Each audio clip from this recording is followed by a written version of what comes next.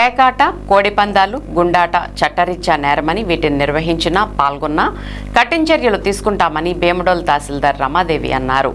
భీమడోల్ తహసీల్దార్ కార్యాలయంలో నిర్వహించిన కార్యక్రమంలో ఎంఆర్ఓ రమాదేవి మాట్లాడుతూ గతంలో కోడిపందాలు, అసాంఘిక కార్యక్రమాల్లో పాల్గొన్న 86 మందిని బైండ్ ఓవర్ చేయడం జరిగిందని, ఇంకొక 65 మందిని గుర్తించినట్లు తెలిపారు.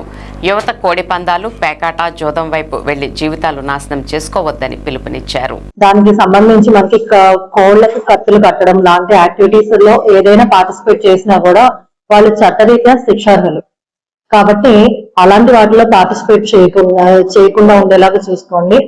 అదేవిధంగా ఇప్పటి వరకు మనం ఈ యాక్టివిటీస్ లో ఎవరైతే మనం ప్రీవియస్ గా పార్టిసిపేట్ చేస్తున్నారో 86 మందిని ఐడెంటిఫై చేసి ఇప్పటి వరకు బైండ్ ఓవర్ చేయడం జరిగింది.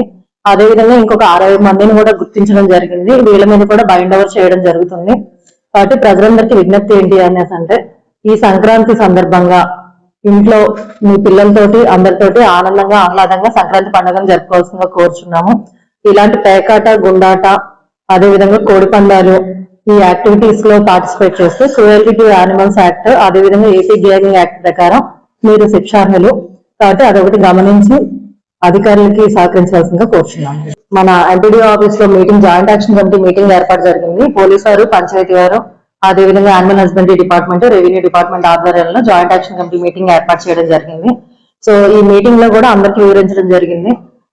ఎక్కడైతే మనకి కోడి పందాలకు సంబంధించి బర్రెలు ఏర్పాటు చేస్తారో అది ప్రభుత్వ లేదంటే ప్రైవేటు భూములు ఏవైనా కూడాను అలాంటి వాటిల్లో మనం బర్రెలు ఏర్పాటు చేస్తే వెంటనే దానికి సంబంధించిన సమాచారం ఈ జాయింట్ యాక్షన్ కమిటీకి తెలియజేయవలసిందిగా, అదేవిధంగా ప్రైవేట్ భూముల్లో కనుక అయితే ఆ ప్రైవేట్ భూమి యజమానుల మీద యాక్షన్ తీసుకోవడం జరుగుతుందని చెప్పి తెలియజేస్తాం.